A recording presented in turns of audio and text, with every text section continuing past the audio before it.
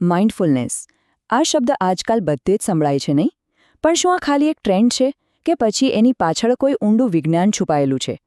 આજે આપણે આ શબ્દથી આગળ વધીશું અને વિપશ્યના ધ્યાનની દુનિયામાં ઊંડા ઉતરીશું. આપણે એ સમજવાની કોશિશ કરીશું કે આ હજારો વર્ષ જૂની પદ્ધતિ આપણા મગજ અને આપણા નિર્ણય લેવાની શક્તિને ખરેખર કેવી રીતે બદલી શકે છે.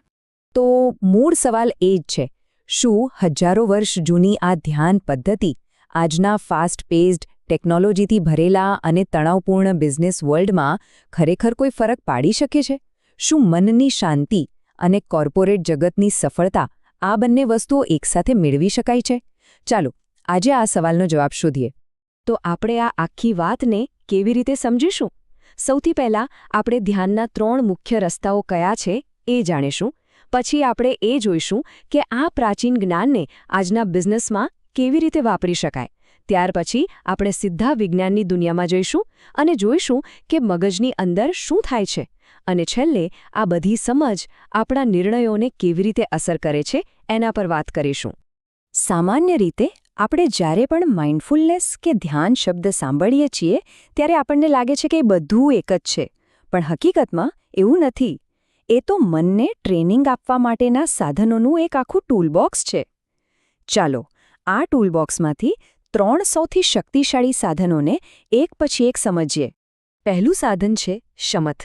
અને છે ને બસ એક કેમેરાના લેન્સને કોઈ એક વસ્તુ પર ફોકસ કરવા જેવું સમજો. આપણું મન જે સતત અહીં તહીં ભટકતું રહે છે એને પકડીને કોઈ એક જગ્યાએ સ્થિર કરવાનું છે. મોટાભાગે એ જગ્યા આપણું શ્વાસ હોય છે. આનાથી મનમાં એક ઊંડી શાંતિ અને સ્થિરતા આવે છે, જે આગળની ઊંડી સમજ માટે એક મજબૂત પાયો બનાવે છે. હવે આવે છે વિપશ્યના. જો શમથ ઝૂમ લેન્સ હતો, તો વિપશ્યના એટલે વાઇડ એંગલ લેન્સ. કલ્પના કરો કે તમે કોઈ ટ્રાફિક સિગ્નલ પર બેઠા છો અને ગાડીઓને આવતા જતા જોઈ રહ્યા છો. તમારે કોઈને રોકવાની નથી, કોઈની પાછળ નથી જવાનું. બસ જે જેવું છે એને એ જ રીતે જોવાનું છે. વિપશ્યનામાં પણ બસ એ જ કરવાનું છે. મનમાં આવતા જતા વિચારો અને સંવેદનાઓના ટ્રાફિકને બસ એક સાક્ષી બનીને જોવાનું છે. અને ત્રીજું અને એટલું જ મહત્વનું સાધન છે મૈત્રી, એટલે કે પ્રેમ અને કરુણાનું ધ્યાન. આને મનની એક કસરત સમજો. જેમ જીમમાં જઈને આપણે શરીરના મસલ્સ બનાવીએ છીએ, બસ એ જ રીતે મૈત્રીના અભ્યાસથી આપણે કરુણા અને સદ્ભાવનાના ભાવનાત્મક મસલ્સને મજબૂત બનાવીએ છીએ. આનાથી ગુસ્સો, ઈર્ષ્યા જેવી લાગણીઓ ધીમે ધીમે ઓછી થવા લાગે છે. હવે આ ત્રણેય પદ્ધતિઓ ખાલી અનુભવમાં જ અલગ નથી, એ આપણા મગજ પર પણ અલગ અલગ રીતે અસર કરે છે. વિજ્ઞાને શોધી કાઢ્યું છે કે શમથ કરવાથી મગજમાં એવા તરંગો વધે છે જે ઊંડા ફોકસ માટે જવાબદાર છે. વિપશ્યનાથી એવા તરંગો વધે છે જે આપણને નવી સમજ અને આહા મોમેન્ટ આપે છે. અને મૈત્રી ધ્યાન તો આપણા મગજમાં હું અને બીજા વચ્ચેની ભેદરેખાને જ ભૂસી નાખે છે. આ બતાવે છે કે આ કોઈ કાલ્પનિક વાતો નથી, આની પાછળ પાક્કું વિજ્ઞાન છે. સારું, આ બધી આધ્યાત્મિક વાતો તો બરાબર, પણ આનો ઓફિસમાં શું ફાયદો? શું ધ્યાન કરવાથી પ્રોજેક્ટ ટાઈમ પર પૂરો થઈ જશે? કદાચ. જવાબ છે હા. ચાલો એક એવું બિઝનેસ મોડેલ જોઈએ જે સીધો વિપશ્યનાના સિદ્ધાંતો પર આધારિત છે અને બતાવે છે કે આ કેવી રીતે શક્ય બને છે.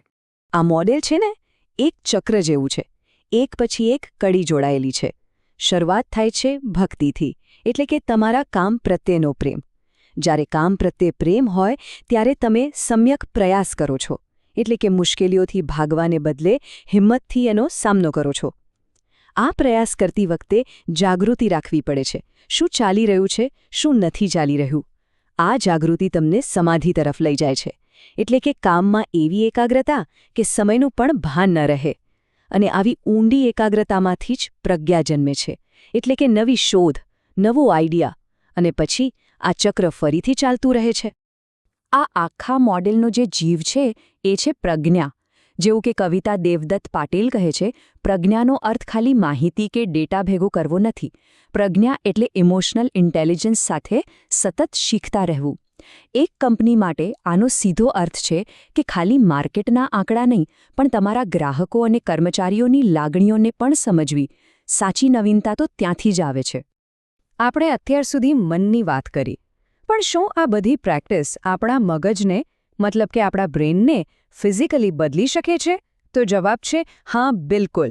વિજ્ઞાન આને ન્યુરોપ્લાસ્ટિસિટી કહે છે, જેનો સીધો સાદો અર્થ એ છે કે આપણું મગજ કોઈ પથ્થરમાંથી એ ભીની માટી જેવું છે. આપણે એને આપણા અનુભવો અને વિચારોથી નવો આકાર આપી શકીએ છીએ. ચાલો જોઈએ કે આ કેવી રીતે થાય છે. આ જુઓ, વૈજ્ઞાનિકો આ વિષયને કેટલી ગંભીરતાથી લઈ રહ્યા છે. તેઓ 3 મુખ્ય વસ્તુઓના જોડાણનો અભ્યાસ કરી રહ્યા છે. એક, આજની સૌથી મોટી સમસ્યા એટલે કે તણાવ અને બર્નઆઉટ. બીજું, માઇન્ડફુલનેસની સ્થાપિત થિયરી. અને ત્રીજું, વિપશ્યનાનું હજારો વર્ષ જૂનો અભ્યાસ. જ્યારે આ ત્રણેય વસ્તુઓ ભેગી થાય છે ત્યારે આપણને ખૂબ જ રસપ્રદ જવાબો મળે છે. આપણા બધાના મગજમાં એક ઓટો પાયલટ મોડ હોય છે. વૈજ્ઞાનિકો એને ડિફોલ્ટ મોડ નેટવર્ક એટલે કે DMN કહે છે. જ્યારે પણ આપણે કશું ખાસ કરતા ન હોઈએ ત્યારે આ મોડ ચાલુ થઈ જાય છે અને આપણું મન ભૂતકાળ અને ભવિષ્યની ચિંતાઓમાં ભટકવા લાગે છે, જેને આપણે મનનું ભટકવું કહીએ છીએ. ધ્યાન આ ઓટો પાયલટ મોડને બંધ કરીને આપણને વર્તમાન ક્ષણમાં પાછા લાવવાનું કામ કરે છે. તો બ્રેનમાં બરાબર શું થાય છે? શમથના અભ્યાસથી મગજમાં ફોકસવાળા તરંગો વધે છે. વિપશ્યનાથી સ્પષ્ટતાના તરંગો વધે છે. જાણે કે તમે દુનિયાને હાઈ ડેફિનેશનમાં જોઈ રહ્યા હો. પણ સૌથી ગજબની વાત તો હવે આવે છે.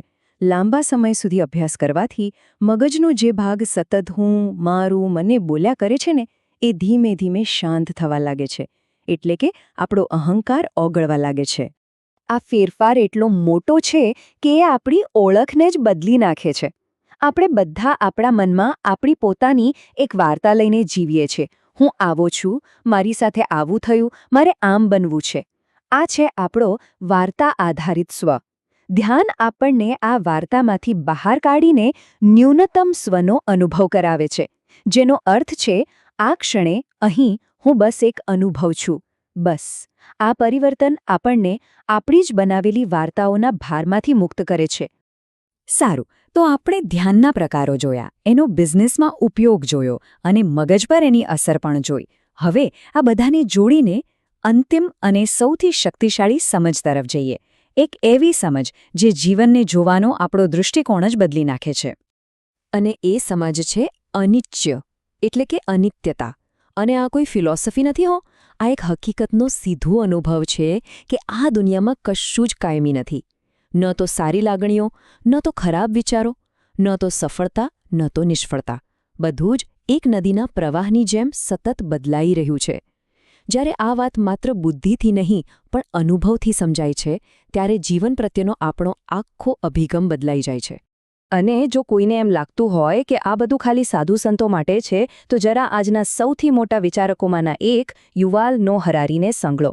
તેઓ ખુદ કહે છે કે સેપિયન્સ જેવું જટિલ પુસ્તક લખવા માટે જે ફોકસ અને સ્પષ્ટતાની જરૂર હતી એ એમને વિપશ્યનામાંથી મળી. એમના માટે ધ્યાન એ વાસ્તવિકતાથી ભાગવાનું નહીં પણ વાસ્તવિકતાને વધારે સ્પષ્ટ રીતે જોવાનું સાધન છે. તો અંતે આ આખી ચર્ચા આપણને એક બહુ જ સરળ પણ ઊંડા સવાલ પર લાવીને મૂકી દે છે. વિજ્ઞાને સાબિત કરી દીધું છે કે આપણું મગજ સતત ઘડાય છે. આપણે જે જોઈએ છીએ, જે સાંભળીએ છીએ, જે વિચારીએ છીએ એ બધું આપણા મગજને આકાર આપી રહ્યું છે. તો સવાલ એ નથી કે આપણું મગજ બદલાશે કે નહીં. અસલી સવાલ એ છે કે આપણે એને શેનાથી ઘડવાનું પસંદ કરીશું, કારણ કે પસંદગી આપણા પોતાના હાથમાં છે.